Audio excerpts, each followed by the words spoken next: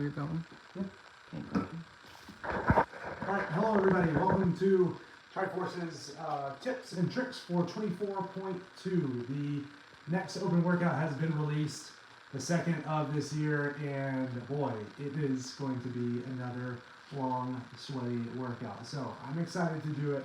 I hope you are too. Let's dive into the workout and then some things that I think that you should apply to make sure that you get your best time on this workout, best reps. Okay? So 24.2, here's me.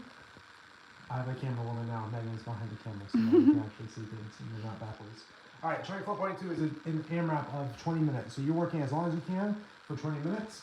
Starting off with a 300-meter row for both male and female. Moving into 10 deadlifts at either 185 pounds and 125 pounds for male and female in the RX, or in the scale, there's 135 pounds for male, 95 pounds for females. And then 50 jump ropes, double unders for RX, single unders for the scale. This is as many rounds through as you can get.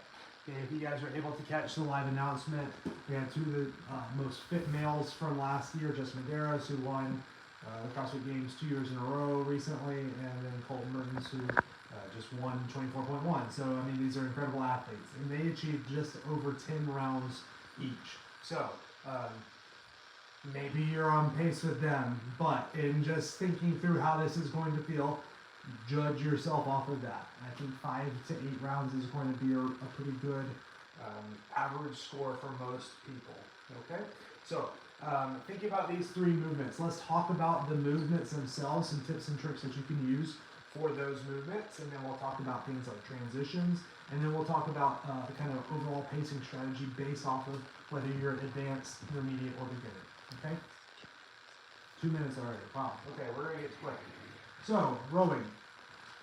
You will notice if you are not efficient on the rower, you're not spending a whole lot of time on there. We're looking at just over a minute.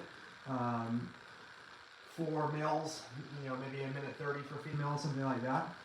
We want to make sure that we're being long and strong with our pulls, making sure that we're using that cadence that we always talk about where we're going legs, core, arms, then returning arms, core, legs. If you start being sloppy, start pulling with your back, or forget to use your legs, you're going to tire yourself out completely unnecessarily. The rower is a good place to completely screw up this workout. So make sure that you're going at a pace that elevates your heart rate, but you should get to the point where your heart rate levels out and you're able to breathe there. It should be uncomfortable, but not so uncomfortable that you cannot move straight into your deadlifts. What kind of pace should you be rowing to do a minute to a minute and a half? A minute 45, I think, to a minute 50 is right around that minute pace. 2:10, 2:15 is that closer to that minute and a half pace. Okay. Damper on the rower, we want that to be probably slightly higher by just maybe a click or 2 higher than what you normally set it on if you're doing 1,000 meters, something like that. Again, long, strong pulls, we don't want to be super choppy. We want to keep those RPMs kind of low, those strokes per minute down. You don't want to be, again, elevating your heart rate too much.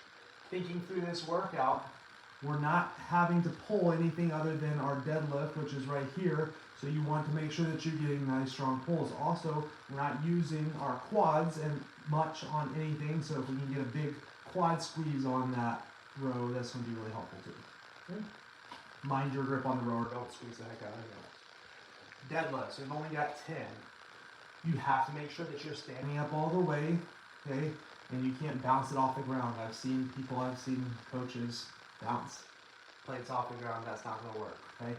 Ideally, you should be able to do this unbroken. At most, you're breaking once, unless I saw somebody today, they had to go singles on their last round, completely fine to stay moving. What you don't want to do is 5, take a step back, or it's like so close to your 1 rep max that you're doing 1, and then having to set it down, walk around, and do another, okay?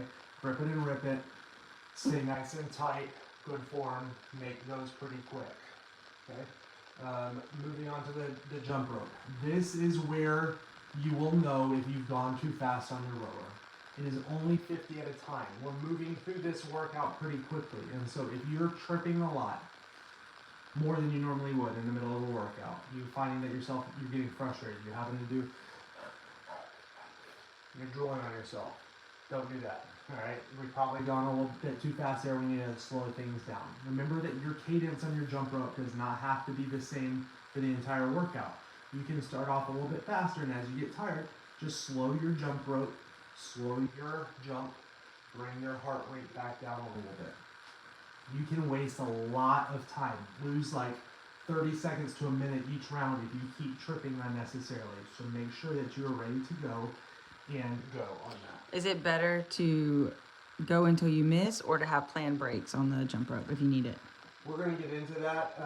If you're an advanced athlete, meaning you're trying to like pedal to the floor, you're really trying to like qualify for quarterfinals, then we probably don't even want to think about breaks here. We're probably going to have an accidental trip, and that's going to end up being our break. If you're in the intermediate or beginner category, we're going to want to make sure that we're planning our breaks. 25 and 25, even 15, 15, 15, 5, whatever you want to do. Making sure, again, this is something that you should have been practicing all year. And so if you haven't been practicing this skill of jumping rope, you're going to struggle here. Rowing is skillful, but it's grind work. Deadlift is strength, some skill, but just kind of grinding. Here is really skill work. If you haven't been practicing, it's going to, you're gonna see that, and that's okay. We're gonna work through it, okay? Nothing changes between these two as far as the movements, other than the fact that we're going single unders. If you're somebody that you just don't have double unders, and so you're going to do the scale version of the workout, I'd go fast on those singles to be able to knock those out. Now, are you an RX or scaled athlete for this workout? This is a question that I've gotten asked several times already, and I just want to clarify for you. Can you do double unders? Can you do a double under?